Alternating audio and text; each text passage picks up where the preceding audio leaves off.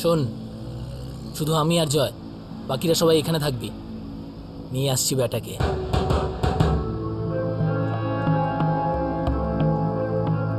চল।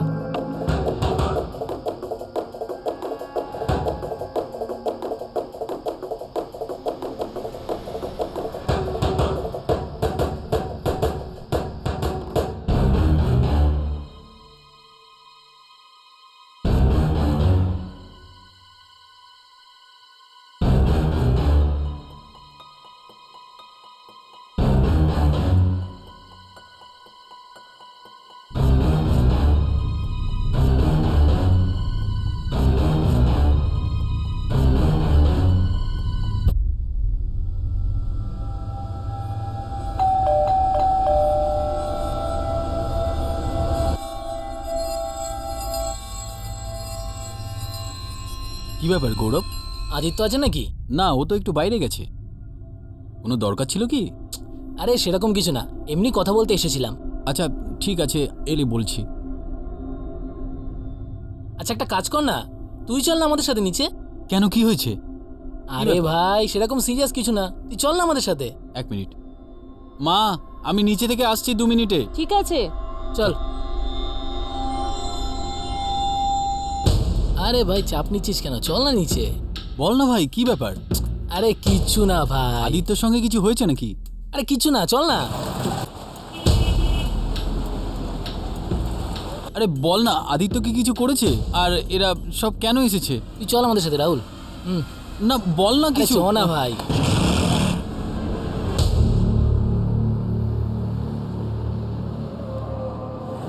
ও আসুক, তারপরে বলছি। কি হলো রে? ডাকি কেন? গৌরবের ফোন এসেছিল, মিটিংয়ের জন্য বলছে। আমি ভাবলাম তোরা দুজন সাথে থাকলে ভালো হবে। আর কি বললো? ওরই ফোন। তোর স্যার? হ্যাঁ গৌরব বল। হ্যালো আদিত্য, তোর ভাই রাহুল আমার কাছে আছে। তোর কাছে মানে? বলছিস কি? সানিয়া হোটেলের পিছনের গলিতে চলে আয়, সব বলছি তোকে। এই গৌরব, কি গেম খেলছিস রে তুই?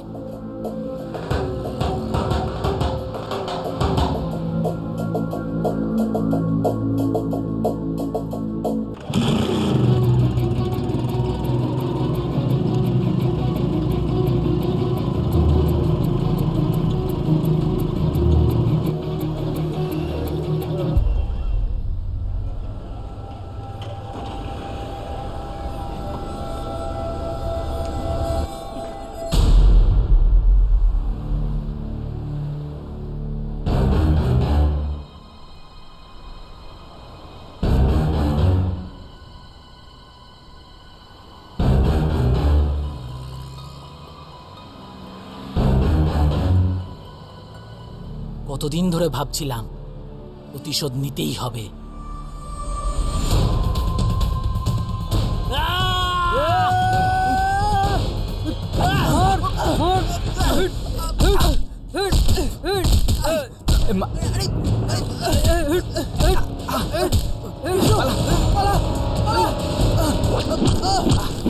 প্লিজ আমার ভাইকে বাঁচিয়ে নিন, প্লিজ প্লিজ।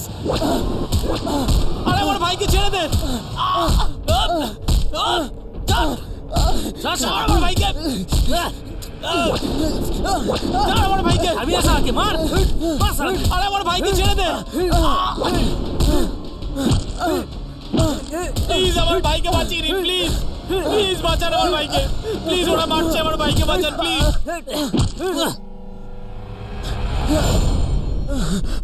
ওঠ শালা, নিজেকে খুব চালাক ভাবিস না? যা শালা।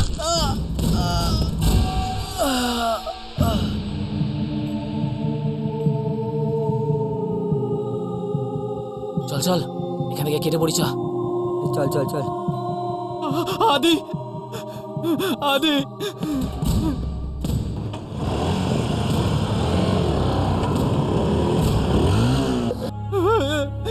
আদি কি হয়েছে?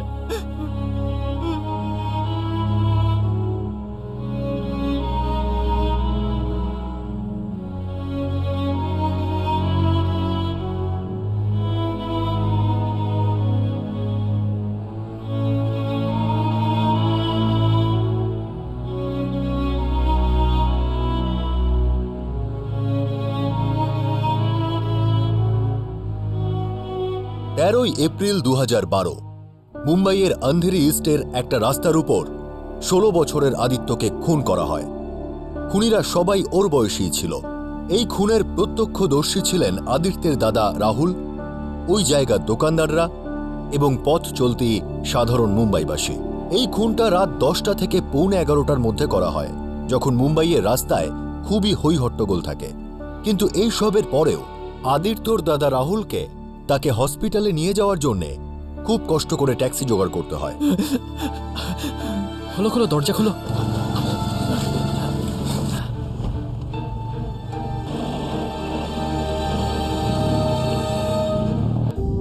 সরে যান সামনে থেকে, সরে যান। ভাই তোর কিচ্ছু হবে না, ভাই তুই ঠিক হয়ে যাবি।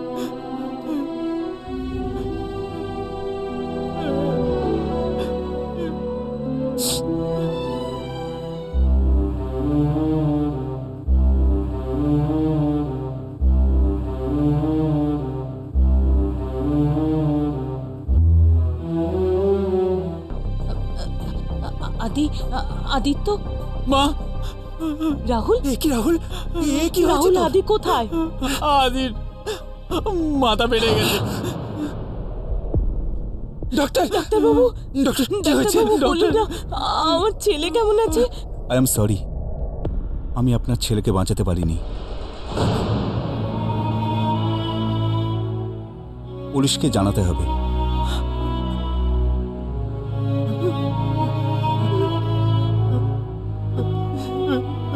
আদি, আদি, আদি আমার সোনা।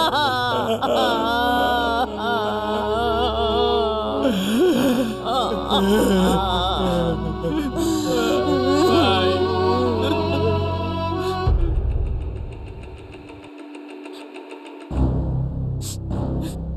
আচ্ছা, এই গৌরব আদিত্যকে কতদিন ধরে চিনত? দুজনই একই টিউশন ক্লাসে যেত। কোন টিউশনে? সাকসেস কোচিং ক্লাস স্যার, এখানে মহাকালীতে।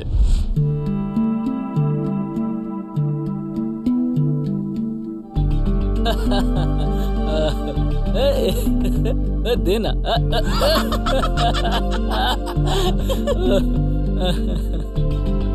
আরে কি ওটা? আরে স্যার, গৌরব বাড়িতে এসেছিল, আদিত্যর কথা জিজ্ঞেস করছিল। আদিত্যর সঙ্গে দেখা করার প্ল্যান ছিল। আর আদিত্যর বন্ধুরা নাদিম আর কৃষ্ণ? ওরা স্যার আদিত্যর সঙ্গেই এসেছিল। কিন্তু আদিত্যর সঙ্গ দেয়নি, দুজনেই পালিয়েছে। হ্যাঁ স্যার, যখনই গৌরব আর ওর বন্ধুরা অ্যাটাক করলো, ওরা পালিয়ে গিয়েছিল। গৌরবের অ্যাড্রেস জানো? গৌরবের অ্যাড্রেস জানি না স্যার, কিন্তু হ্যাঁ, নাদিম আর কৃষ্ণ নিশ্চয়ই জানে।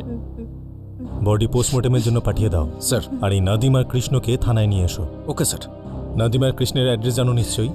হ্যাঁ স্যার, ওদের জানি।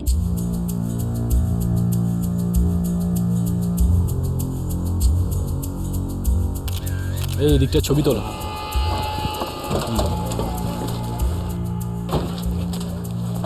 স্যার, স্যার ঝামেলা করে সবাই পালিয়েছে। গাইকোয়াড় এই অঞ্চলের নকশা বানাও। স্যার, আর ওই সাক্ষী? ভাই আর বন্ধুরা স্টেটমেন্ট দিলেই যথেষ্ট। ভিড় রাস্তায় একটা মার্ডার হলো, আর তার 2 সেকেন্ডের মধ্যে দোকানদাররা দোকান বন্ধ করে পালিয়ে গেল। বলার সময় তো বলবেই যে পুলিশ রাস্তায় থাকে না, পুলিশ তার নিজের কাজ করে না। চলো কাজ করো। Yes sir.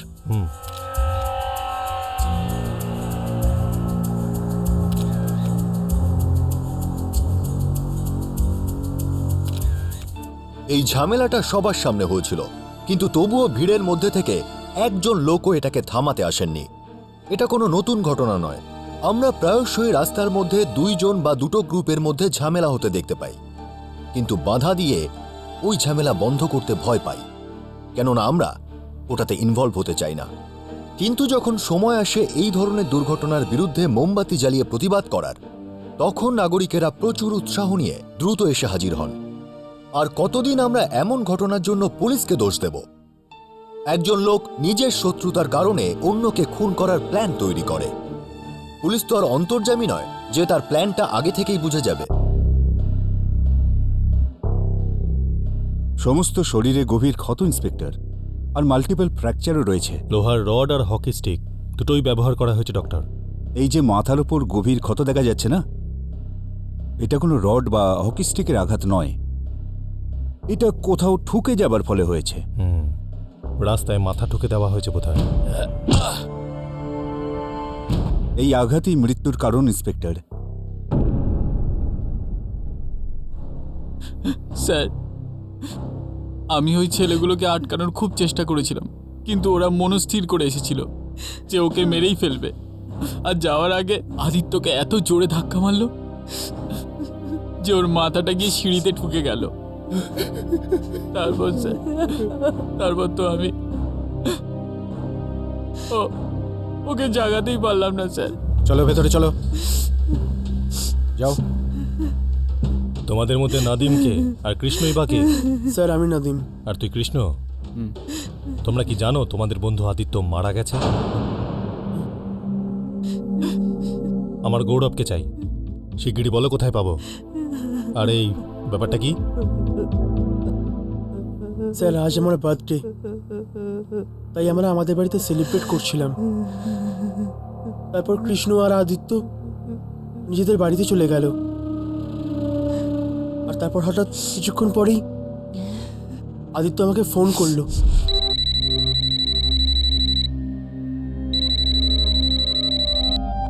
হ্যালো।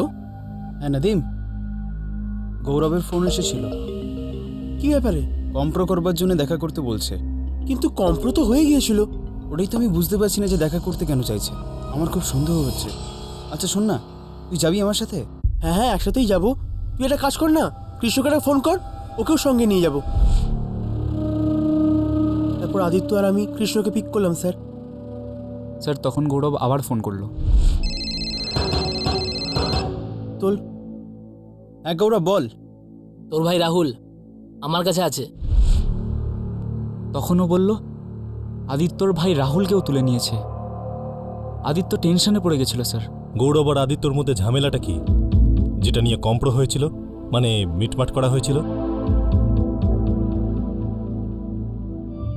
সেই রাতে এই দু দলের মধ্যে যে কারণে ঝামেলা বাঁধে তার মূল কারণ একটা বোঝাপড়ার অভাব বলে মনে হচ্ছিল। কিন্তু এমন সাধারণ মন কষাকষিকে এই অবস্থায় নিয়ে যাওয়াটা আজকালকার যুব সমাজের কাছে একটা বড় সমস্যা হয়ে দাঁড়িয়েছে। ওটা তো না না, ওটা ঠিক মতো করতে পারিনি আমি। হয়ে যায় হয়ে যায়।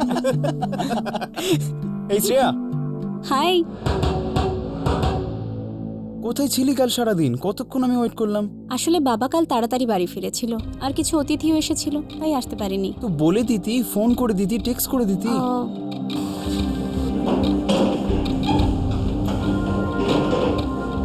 এই আরে দেখ দেখ, আরে দেখি। দেখা করছিস তো আজকে সন্ধ্যায়? Of course. ওয়েট করবো কিন্তু আমি, ডিচ করবি না। শোন, বেশি ড্রামা করিস না, আমি ঠিক চলে আসবো। এখন আসি, বাই। আদিত্য অন্ধ নাকি? কি হয়েছে ভাই? এখনো পর্যন্ত কিছু হয়নি, কিন্তু অনেক বড় ঝামেলা হতে পারে। আরে ওই যে গৌরব, ও শ্রেয়াকে পছন্দ করে। আরে ওদের মধ্যে এখন অনেক কথা হয় রে ভাই। আমি নিজে দেখেছি ওদের টেলিফোন নাম্বার এক্সচেঞ্জ করতে। শুধু তাই নয় রে ভাই, ক্লাসের মধ্যে মেসেজ করছিল দুজনে। গৌরব, একটু বাইরে চল তো। কোন আনন্দে শুনি? কিছু কথা আছে, চল না আগে বাইরে।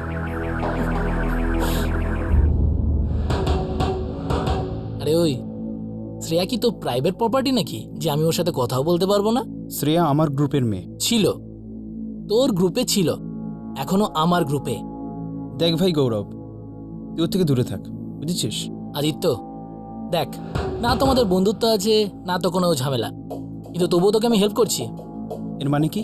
মানে এই যে শ্রেয়া একটা টাইম পাস মাল ভাই, সিরিয়াস হোস না ওকে নিয়ে। রাগাস না তুই আমাকে। শ্রেয়া খুবই ভদ্র মেয়ে। ভদ্র? তাহলে এই দেখ, তোর এই ভদ্র মেয়ে কত ভদ্র মেসেজ পাঠিয়েছে দেখ। শ্রেয়ার আমি বিবিএম এ আছি। টুপি পরাচ্ছিস তুই আমাকে? আমি কেন তোকে টুপি পরাতে যাব? আমি তো তোর চোখে বাঁধা কাপড় সরাচ্ছি। এই দেখ।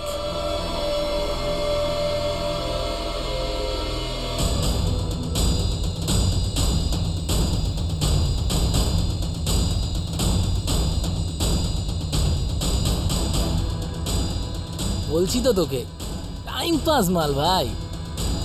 তবুও মদ খেতে হলে তুইও খা, কিন্তু মজনু হোস না, না হলে দেবদাস হয়ে এদিকে সেদিকে রাস্তায় পড়ে থাকবি।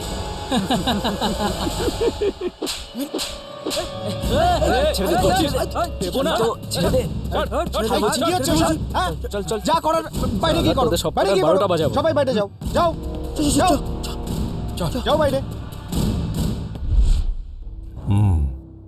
তাহলে ওই থাপ্পড়ের বদলে আদিত্যর প্রাণ নিয়ে নেওয়া হলো। স্যার আমরা ঠিক বলতে পারবো না। স্যার, ওই থাপ্পড়ের ঘটনার পর গৌরব আদিত্যর পিছনে লাগা শুরু করে দিয়েছিল। ও সোজা আদিত্যর মাকে ফোন করা শুরু করলো।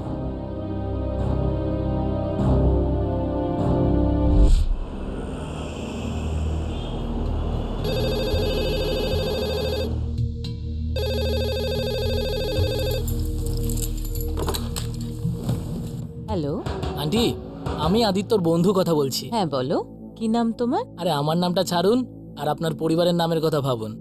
এসব কি বলছো তুমি? আপনার ছেলে full and out of line চলে গেছে। 24 ঘন্টা শুধু মেয়েদের পিছনেই ঘুরে বেড়ায়। আর মেয়েরাও সব এমন না আন্টি, দেখলে আপনি বমি করে দেবেন। তুমি কে বলছো আর কি চাও? আমাকে আপনি আপনার ওয়েল উইশার ভাবুন, আর নিজের ছেলেকে ভদ্রভাবে থাকতে শেখান। বোঝান ওকে, এই মেয়েদের ভূত যেন ঘাট থেকে নামায়। আর আপনিও যদি বসে বসে তামাশা দেখেন না আন্টি, তাহলে পুরো ফ্যামিলি একদম সার্কাস হয়ে যাবে। আর তারপরে আফসোস করেও কোনো লাভ হবে না, কিচ্ছু না। হ্যালো শোনো, হ্যালো। এবার দেখিস আদিত্যর কি হাল হয়। দিলি ভাই না, আমার আদিত্য মেয়েদের পেছনে ঘুরে বেড়ায়? হতেই পারে না। হোয়াট ননসেন্স আদিত্য, আমি আর গৌরব শুধুমাত্রই ভালো বন্ধু। যদি একটা ছবি তুলেও থাকি তাতে কি এমন হয়েছে? শ্রেয়া, তুই আমার গ্রুপের মেয়ে। আমি কোনো গ্রুপের মধ্যে নেই। কিন্তু শ্রেয়া, তুই আর আমি তুই আর আমি শুধু ভালো বন্ধু, only good friends, that's it. Oh okay, only good friends. কিন্তু তুইও তুই না? আর গৌরব, তোরা দুজনে কি? তুই ওকে ননভেজ মেসেজ করিস তো? দিস ইজ টু মাচ ইয়ার। গোয়েন্দাগিরির একটা সীমা আছে। আমি ওকে শুধু ফানি মেসেজেস পাঠাই। ওকে ফাইন, আমি যদি ওকে কোনো অ্যাডাল্ট মেসেজ পাঠাইও তাতে কি? আই মিন আমরা সবাই অ্যাডাল্ট, আমরা তো আর কোনো ছোট বাচ্চা নই। দেখ শোন, যা হয়েছে হয়েছে, নট এনিমোর, বুঝেছিস? তুই ওর সাথে কোনো কন্ট্যাক্টই রাখবি না, হাইও বলবি না। You know what Aditya, just go and take a walk. এরকম ধমক আমি নিজের বাবারও সহ্য করি না, সো জাস্ট চিল।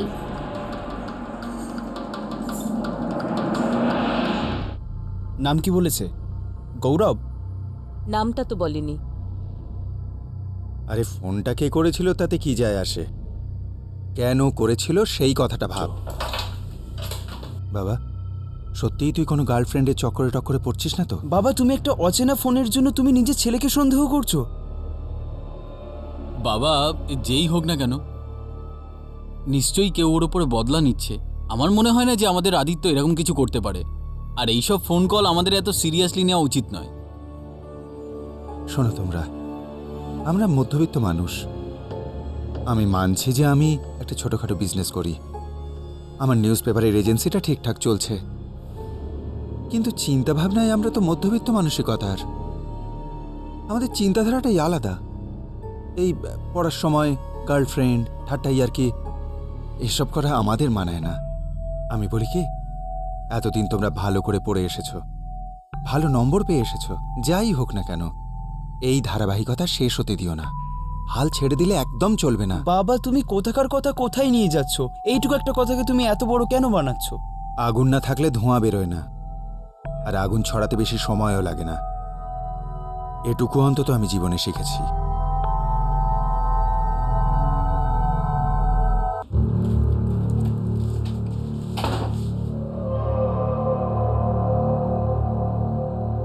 আমি শিওর যে এটা ওই গৌরবেরই কাজ। তুই কি করে জানলি? আরে আমার আর কারোর সাথে এরকম ধরনের শত্রুতাই নেই। শত্রুতা? কিরকম শত্রুতা? দাদা, আমাদের গ্রুপে না একটা মেয়ে আছে, আর ও ওকে গ্রুপ থেকে আলাদা করবার চেষ্টা করছে, আর মা বাবাকেও আমার বিরুদ্ধে উস্কাচ্ছে, কিন্তু আমি ওকে জিততে দেবো না। আমার ভাই, আমার কথা শোন, এই যে মেয়েদের ব্যাপার স্যাপার না, এর মধ্যে কোনো হার জিতের ব্যাপার নেই। শোন, ছেড়ে দে এই ব্যাপারটা। এখানে এখানে কষ্ট হয় রে দাদা, আমি আর সহ্য করতে পারছি না। ও কি বিবিএমেও অ্যাড করে নিয়েছে, ওর আরও কাছে যাওয়ার চেষ্টা করছে। এই কষ্ট আর সহ্য হচ্ছে না রে দাদা।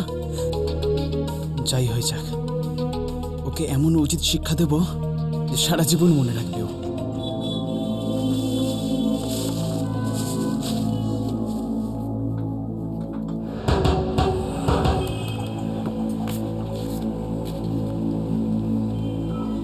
কি হয়েছে রে গৌরব, মুখ ভার করে দাঁড়িয়ে আছিস কেন? কিচ্ছু না বাবা। আরে আমি তোর বাবা, আর তোকে আমি বন্ধুর মতোই মনে করি। আমাকে বলবি না তো কাকে বলবি? বল বল কি হয়েছে?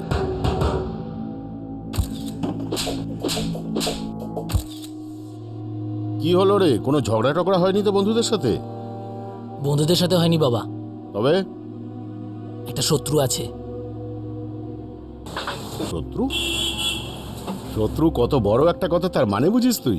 না বাবা, সত্যি বলছি, একটা ছেলের সাথে শত্রুতা আছে আমার। আরে চলুক না শত্রুতা, কিন্তু তার জন্য এরকম মুখ ভার করে দাঁড়িয়ে থাকতে হবে নাকি রে? এর মানে হলো শত্রুর জিত, আর কোনো শত্রুর জন্যই নিজের জীবন খারাপ করা উচিত না, বুঝেছিস? হ্যাঁ চল, ওটা দেখা আমাকে। এই নে 22227777 বাড়ির নাম্বার এটা? আরে ভাই হতেই হবে। আরে ওই গৌরবের গ্রুপে একটা ছেলে ছিল না? হ্যাঁ। আরে ওর ফোন থেকে তো ছেড়েছিলাম। তাই নাকি? আর ওতে লেখা ছিল গৌরব হোম।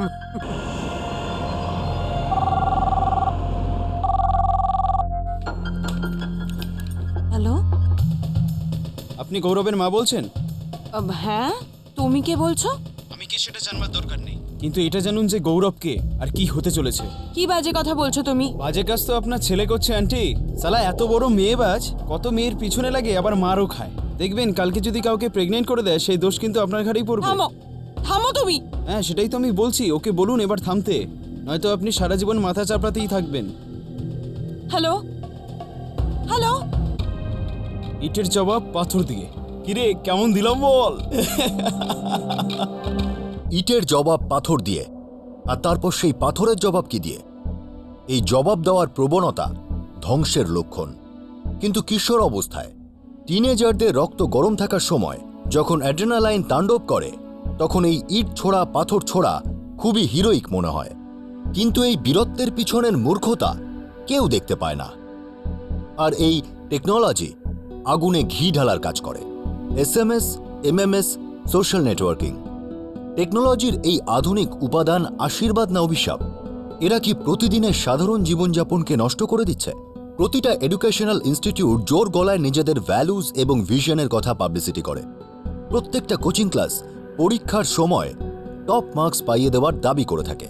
কিন্তু ইয়াং ছেলেমেয়েরা এই সব কলেজ এবং কোচিং ক্লাসে সম্পূর্ণ অযৌক্তিক কথাবার্তার সঙ্গে নিজেদের জীবনকে জড়িয়ে ফেলে।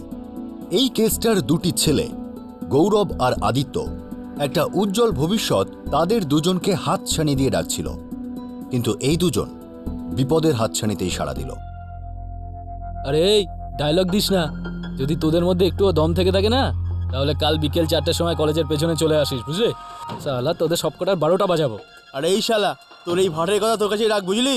কে বাজবে আর কে বাজাবে সেটা কালই দেখে নিবি, বুঝেছিস? চলে আসিস 4টার সময় তোরানি কলেজের পেছনে। শালাগুলো আসছে। ওই যে ঘোষপাড়ার ছেলেদেরকেও বলে দিস কিন্তু। সোহেল, দীপক আর কল্পেশ এরা তো নিশ্চয়ই আসবে। সুপার, পাঠিয়ে দেবো শালাদের।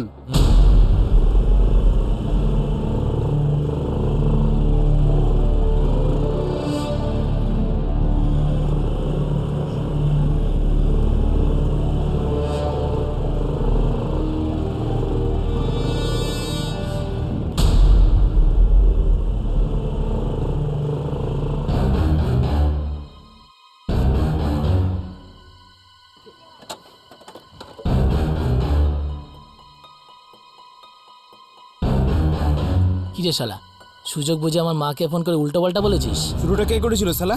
তুই ফোন করিসনি আমার মাকে? আরে ক্ষমতা থাকলে চোখে চোখ রাখ, মেয়েদের মতো লজ্জা পাচ্ছিস কেন? দেখ, ফুল অ্যান্ড ফাইনাল ওয়ার্নিং দিচ্ছি তোকে, ভুলে যাস রেয়াকে। আরো মেয়েরা আছে ক্লাসে। তো আমিও তো তাই বলছি, ভুলে যাস রেয়াকে, অনেক মেয়ে আছে ক্লাসে। গৌরব, আদিত্য, কি রে ভাই, এটা মেয়ের জন্য নিজেদের মধ্যে ফালতু ঝামেলা করছিস?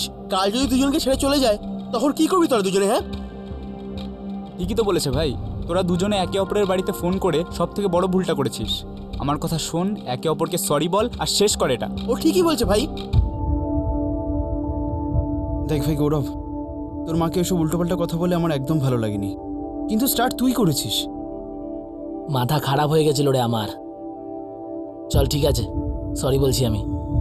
ওই দিন ক্যাফেতে তোর গায়ে আমি হাত তুলেছিলাম, তার জন্য তোকে আমি সরি বলছি।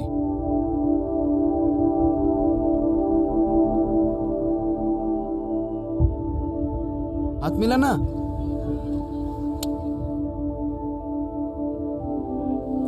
এই তো কথার মতো কথা। যখন সবকিছু সেটেল হয়ে গেছিল তখন গৌরব আর তার বন্ধুরা আদিত্যর উপর হামলা কেন করলো? কেন মেরে ফেললো? স্যার সেটা তো আমরাও জানি না। আমরা শুধু এটুকু জানি যে ওর অনেক কানেকশন ছিল। সুরভেচলের সমস্ত ছেলেরাই ওকে চিনত, ওর সাথেও ছিল। আমাদের ওদের সঙ্গে ঝগড়া করার ইচ্ছে ছিল না, ওরা খুব ডেঞ্জারাস, আর সেই জন্য আমরা ঝামেলাটা মিটমাট করে দিয়েছিলাম। কিন্তু গৌরব ওর সিদ্ধান্ত কেন চেঞ্জ করলো, কেন অ্যাটাক করলো, আমরা এগুলো কিছুই জানি না স্যার। গৌরব নিশ্চয়ই জানে, ওকে জানতেই হবে।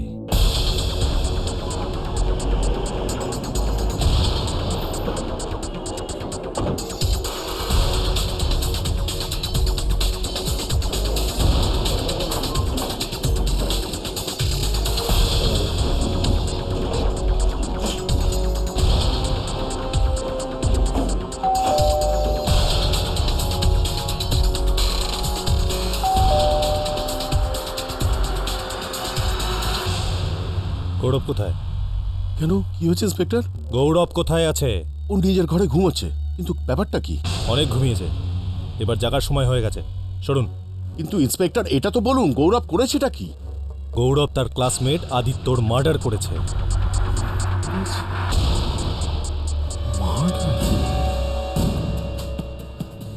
মামা, ইন্সপেক্টর, মামা, ইন্সপেক্টর সাহেব, ইন্সপেক্টর সাহেব ওকে ছেড়ে দিন। ইন্সপেক্টর সাহেব, স্যার আপনি এইভাবে আমার ছেলেকে নিয়ে যেতে পারেন না। ঠিক আছে, আপনিও চলুন, আপনার সামনেই জিজ্ঞাসাবাদ করা হবে।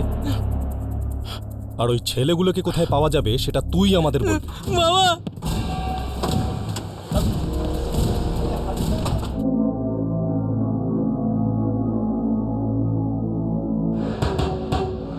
যখন সবকিছুই সেটেল হয়ে গেছিল তোমার আর আদিত্যর মধ্যে, তাহলে ওকে মারলে কেন?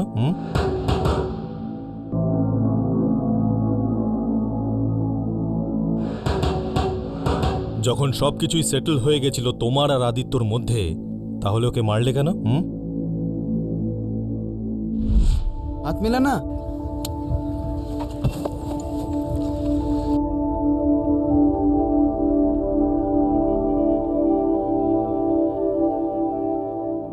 চল।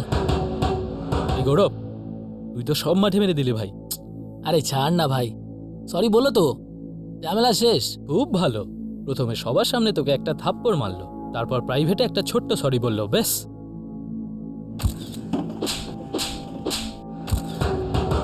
বলতে চাইছিস কি তুই? আমি এটা বলতে চাইছি যে ওর তোকে হ্যাটা করে গেল। তুই ওকে যত বন্ধু আর যতই ভাই মনে করিস না কেন, তোর গালে যে 5টা আঙুলের ছাপ পড়েছে না, সেটা কখনো যাওয়ার নয়। হ্যাঁ, তখনই তোকে মুচকি হাসি দেবে না, তোকে এটা বোঝানো হবে যে আমি তোকে থাপ্পড়টা মেরেছি আর সেটা তুই খেয়েছিস, তাও পাবলিকের সামনে। আরে ভাই, সিনটা ডিলিট বা ফরওয়ার্ড করা যাবে না, সিনটা তো হিট হয়ে গেল। তাহলে ভাই আমি করবোটা কি বলতো? তোকে কিচ্ছু করতে হবে না, তোকে শুধু উপর থেকে ওকে একটু নিচে নামাতে হবে, তোকে একটু ভালো করে ওকে শিক্ষা দিতে হবে। শালা ক্লাসের সব মেয়েদের নিজের প্রাইভেট প্রপার্টি মনে করে, খুব হিরোগিরি করে ফেলে না। আর শ্রেয়াকে নিয়ে তোদের মধ্যে তো কোনো সমঝোতাই হলো না, ডায়লগেই তো বাজিমাত করে গেল। আর একটা কথা গ্যারান্টি দিয়ে বলছি, টর খাওয়ার কথাটা শ্রেয়াকেও নিশ্চয়ই বলেছে, তাও আবার রংচং মিশিয়ে। আর ও তো ওকে নিজের হিরো মনে করে, আর তোকে zero.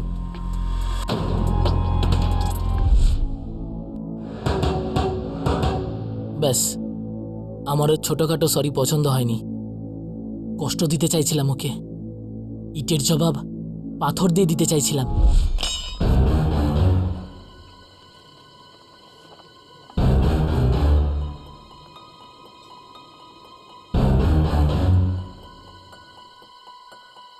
Happy birthday to you, happy birthday dear Nadim.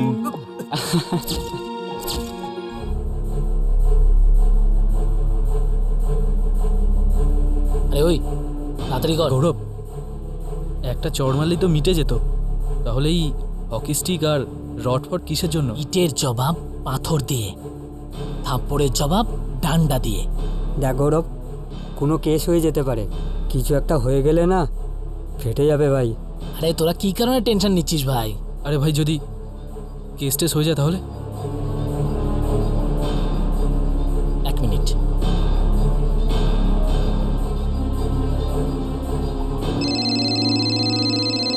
হ্যাঁ, কত হয়েছে? কত টাকা ফেরত দিতে হবে? হ্যাঁ, দিয়ে দে। গৌরব। হ্যালো বাবা, তুমি বলেছিলে না কোনো শত্রুর জন্য জীবন খারাপ করা উচিত না? বাবা, সেটা তো আমি এখনো বলি। বাবা, আমি না শত্রুতা শেষ করতে চলেছি। শত্রু আমাকে যত কষ্ট দিয়েছে, মায়ের সাথে যেভাবে কথা বলেছে, সবকিছুর বদলা নেবো ওর উপর। দেখ বাবা, এমন শিক্ষা দিবি যাতে পরে কারুর সাথে এরকম করার সাহস না করতে পারে, ঠিক আছে? আচ্ছা বাবা, যাই হোক না কেন, তুমি আমার সাথে থাকবে তো? আরে বাবা, এটা কি কোনো বলবার মতো কথা? আরে আমি তোর বাবা, তোর জন্য সব কিছু করতে পারি। বাবা, আর একবার কথাটা বলো তো। যা করবার খোলাখুলি করবি। আমি থাকতে তোর গায়ে কেউ আঁচড়টাও কাটতে পারবে না। থ্যাংক ইউ বাবা। আমার বাবার ফুল অন সাপোর্ট আছে। এবার বল বাবা, যাই হোক না কেন, তুমি আমার সাথে থাকবে তো? আরে বাবা, এটা কি কোনো বলবার মতো কথা? আরে আমি তোর বাবা, তোর জন্য সব কিছু করতে পারি। বাবা, আর একবার কথাটা বলো তো। যা করবার খোলাখুলি করবি। আমি থাকতে তোর গায়ে কেউ আঁচড়টাও কাটতে পারবে না। থ্যাংক ইউ বাবা। আমার বাবার ফুল অন সাপোর্ট আছে। এবার বল, কি বলবি? বলার কি আছে, চল গিয়ে সালার মুখটাই বন্ধ করে দিই।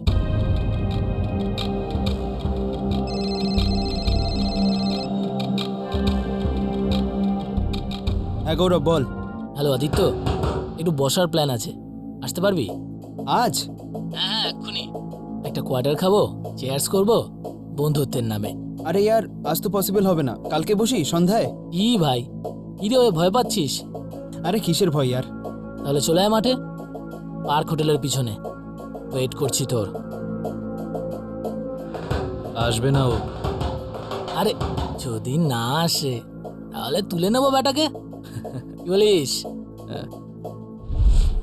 আর তারপরে আমরা আদিত্য দাদা রাহুলকে তুলে নিই। প্লিজ আমার ভাইকে বাঁচিয়ে নিন, প্লিজ প্লিজ।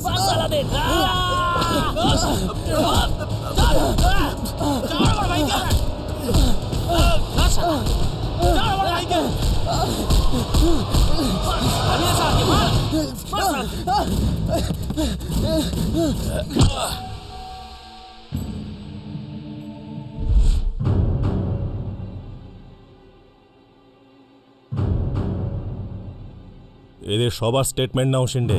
স্যার। এদের জুভেনাইল কোর্টে পেশ করব। চল। চলো। বাবা, বাবা। ইন্সপেক্টর, ইন্সপেক্টর, আমি সত্যি সত্যি জানতাম না যে ব্যাপারটা এত সিরিয়াস। আর ওরা এই ধরনের কিছু একটা প্ল্যান করছে। আমি তো ভেবেছিলাম এটা বাচ্চাদের মধ্যে ঝগড়া। কিন্তু ইন্সপেক্টর, আমার গৌরব একদম এরকম নয়। নিশ্চয়ই ওই ছেলেটাই ওকে উস্কেছিল। ইন্সপেক্টর, এরকমও তো হতে পারে যে ওই ছেলেটার খুন অন্য কেউ করিয়েছে আর ওর উপরেই দোষ চাপাচ্ছে। না স্যার, না, আমি ছিলাম ওখানে। আমি গৌরবের কাছে ভিক্ষা চাইছিলাম যে প্লিজ আদিত্যকে ছেড়ে দাও, কিন্তু গৌরব আর ওর বন্ধুরা আদিত্যকে ততক্ষণ ছাড়েনি স্যার যতক্ষণ না ও মরে গেল। মরে গেল স্যার।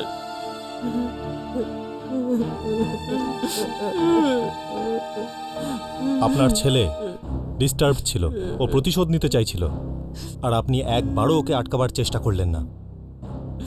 আপনাদের সবার ছেলেরা মাইনর, নাবালক, সারাদিন ইন্টারনেট নিয়ে মশগুল থাকে। খুব দামি দামি ফোন ওদের হাতে থাকে, আর যখন সেই দামি ফোন প্রতি 2 মিনিটে চিৎকার করে ওঠে, তখন সেই চিৎকার ধ্বংসের ইঙ্গিত দেয়।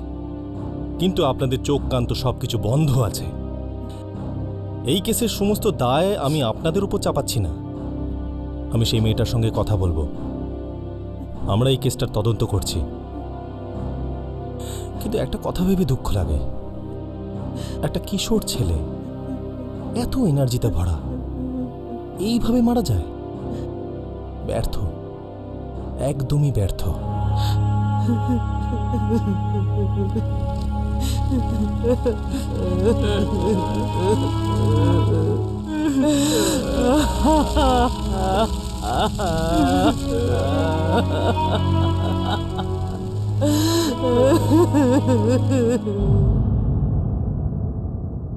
আম সরি স্যার, আমি এসবের মধ্যে একদম ইনভলভ ছিলাম না।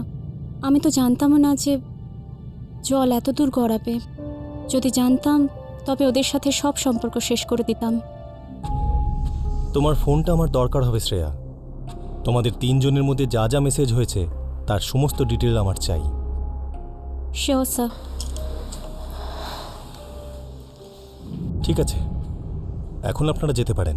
দরকার পড়লে আবার আপনাদের ডেকে পাঠাবো। Thank you.